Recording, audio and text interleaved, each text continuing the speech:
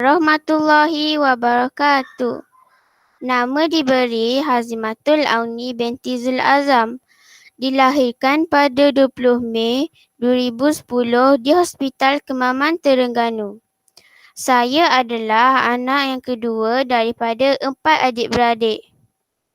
Saya merupakan pelajar tahun 5 di Sekolah Kebangsaan Medan Jaya. Kedua-dua ibu bapa saya merupakan seorang guru. Ibu saya bekerja di Sekolah Kebangsaan Medan Jaya, manakala bapa saya bekerja di Sekolah Kebangsaan Gombalai. Justeru itu, mereka sering memberikan dorongan dan nasihat yang terbaik untuk memastikan saya sentiasa positif untuk berjaya. Hobi saya melukis dan membaca, berpegang kepada moto, mahu berjaya, mesti rajin dan usaha selalu. Saya pasti akan lakukan yang terbaik dalam segala bidang untuk mencapai kejayaan. Cita-cita saya ingin menjadi seorang doktor. Semoga impian ini akan menjadi kenyataan. Di sekolah, saya sentiasa aktif dalam bidang akademik, kurikulum dan koakademik. Dalam bidang kurikulum, saya telah dilantik sebagai penolong setiausaha Pergerakan Puteri Islam Malaysia, penolong bendahari Kelab Doktor Muda dan ahli jawatan kuasa Kelab Catur. Dalam bidang koakademik, saya telah menyertai pertandingan tilawah Al-Quran.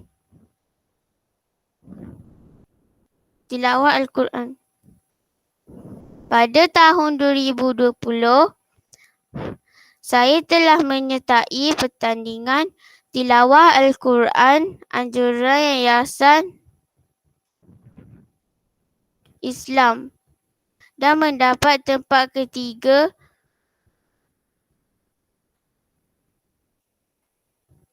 di peringkat negeri Terengganu. Saya juga sering melibatkan diri dalam pelbagai aktiviti dan pertandingan yang diadakan.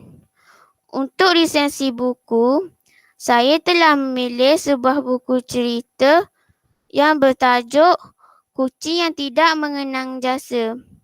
Buku yang berkulit nipis ini mengandungi 40 halaman.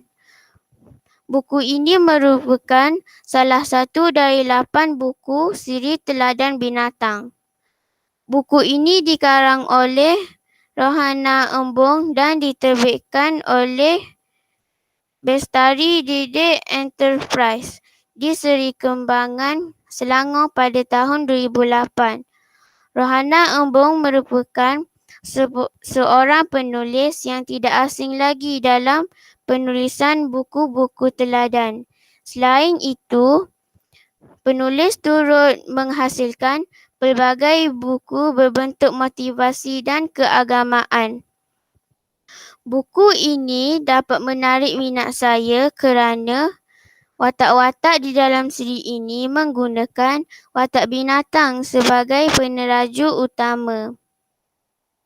Terdapat 4 watak binatang dalam siri ini iaitu harimau, kucing, serigala dan ular sawa. Penggunaan watak binatang adalah bertujuan untuk menarik minat golongan pembaca dalam menikmati bacaan mereka. Selain itu, buku-buku di dalam siri ini turut memaparkan nilai murni melalui watak-watak dalam setiap cerita. Melalui nilai-nilai murni pula diharapkan dapat dijadikan pengajaran yang berguna dalam kehidupan seharian. Buku yang bertajuk Kucing yang Tidak Mengenang Jasa ini mengisahkan tentang persahabatan dua binatang iaitu kucing dan harimau yang tinggal di dalam hutan. Mereka berdua bersahabat baik kerana Paras rupa mereka hampir sama walaupun saiz badan sangat berbeza. Kedua-duanya mempunyai misai dan gigi taring serta kuku yang tajam. Pada peringkat awal, mereka bersahabat baik. Harimau sering membantu kucing mencari makanan. Setiap kali berburu di hutan, harimau sentiasa membawa pulang makanan untuk kucing. Mereka berdua juga sering bermain dan bergurau bersama-sama. Walaupun mereka bersahabat baik, tetapi dalam diam, kucing ada perasaan iri hati terhadap harimau. Kucing cemburu kerana semua haiwan di hutan takut dan hormat kepada harimau. Padahal rupa kucing juga sama seperti harimau. Kucing juga ingin dihormati dan ditakuti oleh haiwan lain seperti harimau. Perasaan iri hati kucing telah disedari oleh serigala. Serigala menggunakan peluang ini untuk menghasut kucing dengan menggunakan dua idea supaya harimau tersebut akan mati. Kucing telah menggunakan semua idea serigala untuk membunuh harimau. Idea yang pertama, kucing melakukannya sendiri. Idea yang kedua pula, kucing meminta bantuan ular sawa yang kononnya itu adalah perintah harimau. Walau bagaimanapun, semua idea tersebut tidak berjaya membunuh harimau. Akhirnya, harimau mengetahui niat jahat kucing. Harimau bertindak ingin menangkap dan membunuh kucing. Setelah itu, kucing pun melarikan diri dan keluar dari hutan untuk menyelamatkan diri. Sejak dari peristiwa itu, kucing tidak lagi tinggal di hutan tetapi hidup di dalam rumah sebagai haiwan peliharaan. Walaupun berasa terkilan, kucing terpaksa demi menyelamatkan nyawanya. Pengajaran yang didapati daripada cerita ini ialah budi baik yang ditabur tidak seharusnya dibalas dengan kejahatan.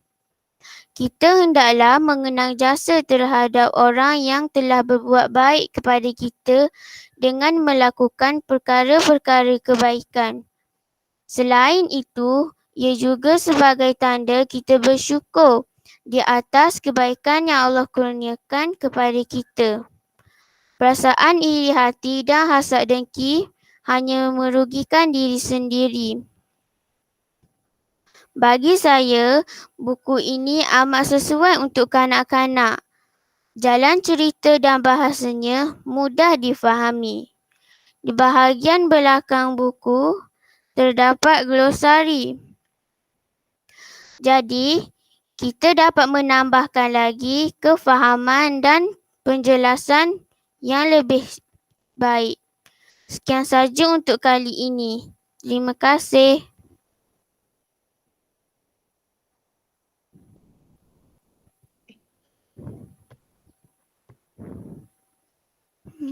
Okey Auni, sekiranya Auni dipilih Johan dan mewakili daerah, apakah yang akan Auni lakukan?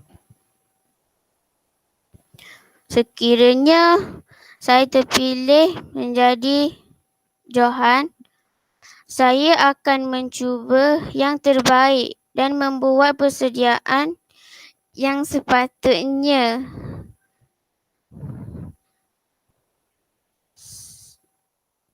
Saya akan lebih bersemangat untuk terus berjaya.